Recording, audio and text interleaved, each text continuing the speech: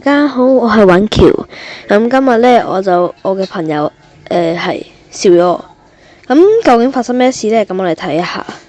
咁前幾日我個 friend 呢就話佢剪片好叻喎，然後我就拍咗同我嘅阿蔡朋友拍咗條片啦。咁然後叫你 add 翻我入去個群你首先組啊！你哋聽到佢講咗啲咩嘅？咁我就 send 咗條片俾佢啦，然後佢叫我加翻佢群組，勁。咁然後佢就話我唔知點解剪唔到，所以我俾你我剪嗰個。我聽日係最後一日玩。OK，第二句唔使理，你睇我嘅回覆。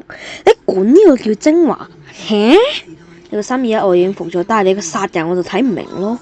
咁你哋會肯定好好奇呢條片係點樣樣嘅呢？俾你哋睇下。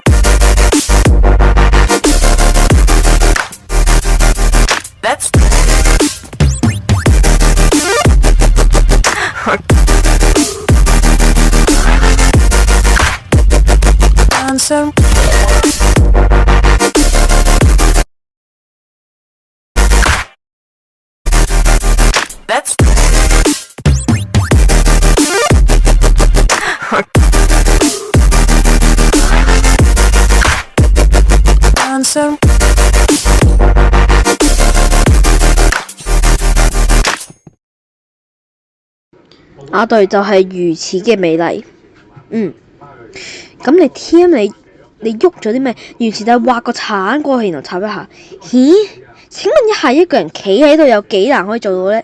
咁你想當然，佢笑我。咁我就喺度諗點樣對付佢，因為真係有啲嬲嘅。然後我突然間諗到一樣嘢，我唔係有個社群咩？咁我不如叫我啲社群嘅人幫我搞一搞啊！於是我就叫咗個社群嘅人幫我做呢個投票。咁我哋等第二日啦。早晨啊，各位。搞咩啊？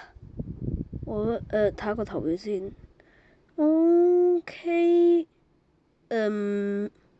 除咗佢之外，投票係不是有5個人，是有1個人，因為是嘅其中一個人係佢，所以理所當然呢個唔係一部精華。